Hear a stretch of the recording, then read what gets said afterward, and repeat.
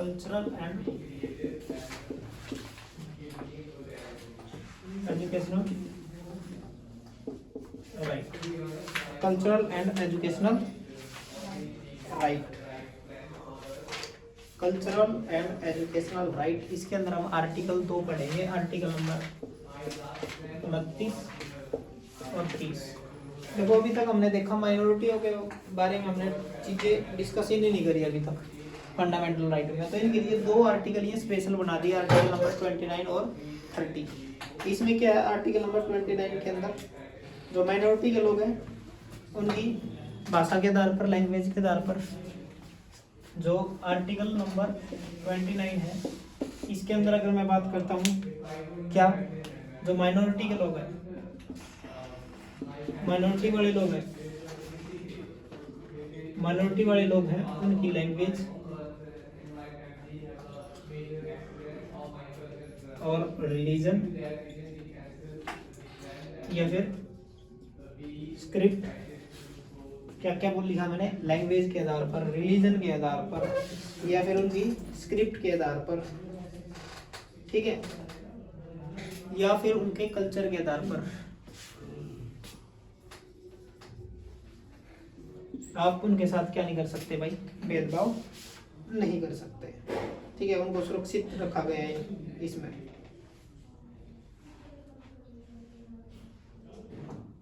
ठीक है, स्क्रिप्ट लिखा है, हाँ स्क्रिप्ट लिखा है, स्क्रिप्ट लिपि, किसी भाषा की लिपि होती है ना, जैसे हिंदी की देवनागरी, मैंने क्या लिखा, उनकी माइनॉरिटी, लैंग्वेज, रिलीजन, स्क्रिप्ट या कल्चर के आधार पर उनके साथ हम भेदभाव नहीं कर सकते। इन चीजों से उनको क्या किया गया, प्रोटेक्ट किया गया, अभी प्रोटेक्ट किया गया। और साथ ही साथ एक और पॉइंट लिखेंगे, जो माइनॉरिटी वाले लोग हैं उनकी लैंग्वेज के आधार पर या फिर रिलीजन के आधार पर, लैंग्वेज, रिलीजन या फिर वही कास्ट, इस आधार पर किसी एजुकेशनल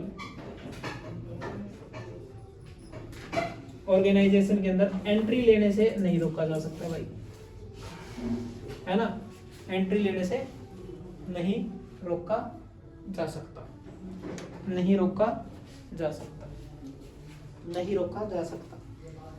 आर्टिकल नंबर 30 लिखेंगे फिर इसके बाद।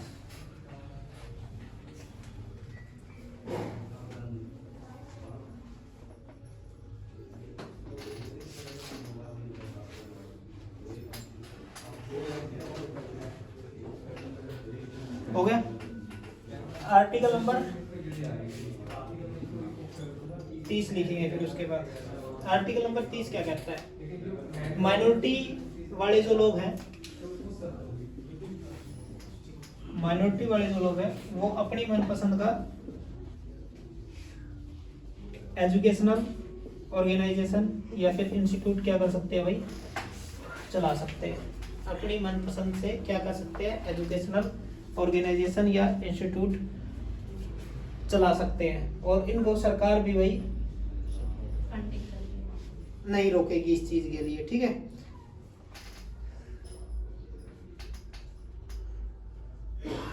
ठीक है, सरकार भी उनको इस चीज के लिए क्या नहीं करेगी भाई, भेदभाव नहीं करेगी कि भाई ये तो मान लो कोई मुस्लिम चला गया, उसने क्या करना है, स्कूल बनाना है, तो स्कूल के एक दायरे होते हैं, स्कूल के प्रॉपर क्लासरूम होने चाहिए, क्लासरूम के साथ साथ बच्चों के लिए प्लेग्राउंड होना चाहिए, ये सारी चीजें होने के बाद है। और गवर्नमेंट ये देख रही है कि तो नहीं भाई, रिलीजन का क्या है, मुस्लिम है या फिर सिख है या ईसाई है, जैनिज्म है, बुद्धिज्म है, कुछ भी, तो इस बेस पर क्या, रिलीजन बेस पर क्या नहीं कर सकती सरकार, भेदभाव नहीं करेगी, उनको क्या देगी भाई, उसको उससे related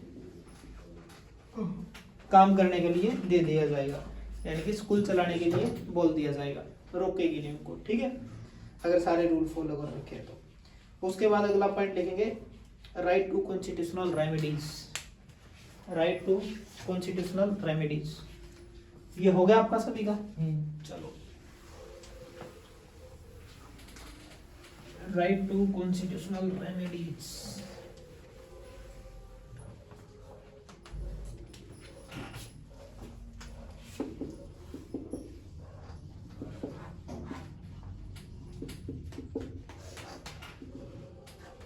constitutional remedies, constitutional remedies है ना, इधर ही आएगा। हो गया भाई। अब इसकी बात कर लेते हैं। इसके अंदर आर्टिकल हम कौन सा पढ़ेंगे भाई? आर्टिकल 32 पढ़ेंगे, और 31 तो क्या हो चुका है पहले सस्पेंड हो चुका है। ठीक है, अब इसकी बात करते हैं आर्टिकल नंबर 32 की। इसके अंदर क्या है भाई?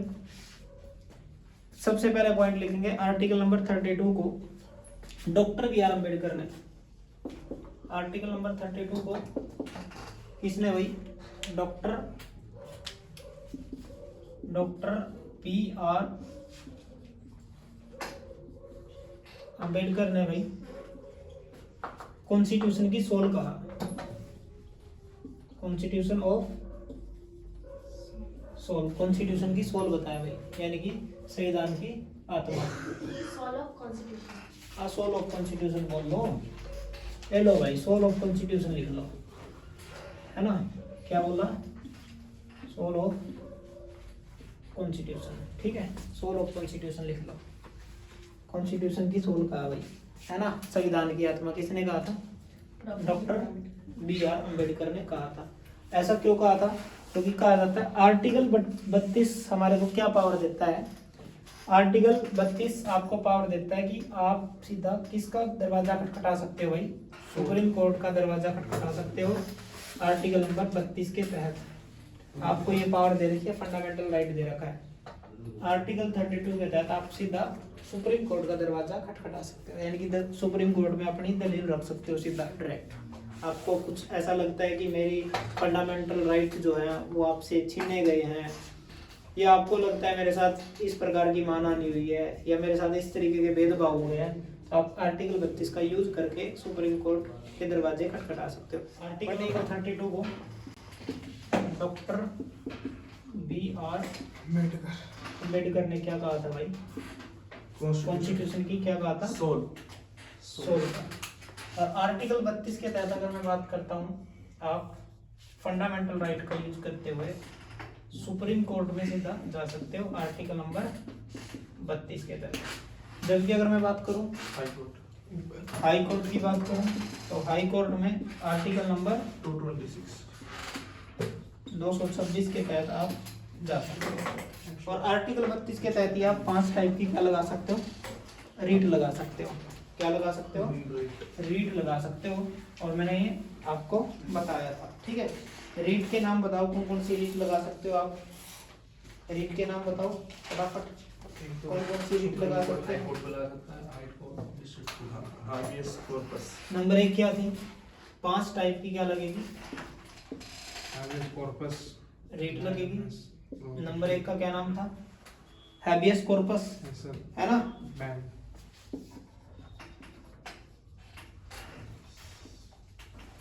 नंबर 2 क्या थी? मैंडामस। नंबर 2 क्या थी? मैंडामस। नंबर 3 क्या थी? प्रोहिबिशन। और नंबर 4 क्या थी? नंबर 4 बताओ। सेरिटोरी, है ना। और नंबर 5 क्या थी? क्यूबरांटो। ठीक है, इस तरीके से ये क्या थी? 5 रीट मैंने बताई थी। फिर इनको एक एक को समझ लेते हैं। समझने का मैंने क्या तरीका बताया था? हैबियस कॉर्पस के सामने मैंने लिखा था बंदी, है ना, याद करने का तरीका। मैंडामस के सामने क्या लिखा था? आदेश। और भाई प्रोहिबिशन का मतलब क्या होता है? रोकना। ठीक है। और भाई क्यूबरांटो में क्या लिखवाया था मैंने? अधिकार। ठीक है, ये हम बता रहे थे। तो हैबियस कॉर्पस के अंदर क्या बताया था मैंने? अगर कोई पुलिस ऑफिसर आपको क्या कर लेता है? अरेस्ट कर लेता है, तो और आपको लगता है कि मेरे को गलत तरीके से बंधक बनाया गया है, अरेस्ट किया गया है, तो सुप्रीम कोर्ट के द्वारा आर्टिकल 32 का यूज करते हुए उस व्यक्ति पर हैबियस कॉर्पस लगाया जा सकता है। और कोर्ट उसको क्या आदेश देगा कि भाई हम डिसाइड करेंगे, जितना आपको निर्धारित समय दिया गया है, 24 घंटे का समय दिया जाता है, उस समय के अंदर अंदर आपको पास के मजिस्ट्रेट के सामने पेश करना होता है। अगर कोई पुलिसकर्मी ऐसा नहीं करता है या ऑफिसर कोई ऐसा नहीं करता है तो फिर उसको इस बात का जवाब देना पड़ता है अगर 24 घंटे से ज्यादा का समय हो जाता है। ठीक है, उसके बाद मैंने क्या बताया था, मैंडामस आदेश। इसमें क्या याद दिलाई जाती है भाई, इसमें ड्यूटी याद दिलाई जाती है। इसमें क्या याद दिलाई जाती है, ड्यूटी याद दिलाई जाती है कि भाई आपको जो ड्यूटी दी गई है आप अपनी ड्यूटी को निभाएं।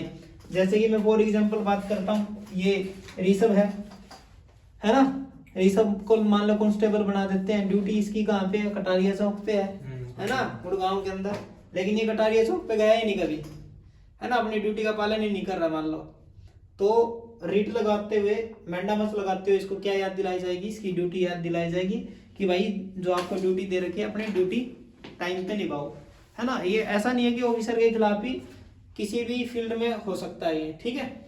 उसके बाद आता प्रोहिबिशन, इसमें रोकने की बात करता है। मान लो कोई व्यक्ति लगता है कांस्टेबल और वो काम क्या कर रहा है, एएसआई वाला या एसआई वाला काम कर रहा है, तो उसको आदेश दिया जाएगा कि जितनी आपको हमने ड्यूटी दी है, जितने दायरे में आपको दिया गया उसी दायरे में रह करके आप अपना काम करो, आप अपने दायरे से बाहर न जाओ, है ना, हम आपसे ज्यादा काम नहीं करवाना चाहते। ये वार्निंग दी जाती है सुप्रीम कोर्ट द्वारा या हाई कोर्ट द्वारा। सुप्रीम कोर्ट किस आर्टिकल का यूज करेगा, 32 का। हाई कोर्ट किस आर्टिकल का यूज करेगा, 226 का। इस बात का आप लोगों को पता होना चाहिए।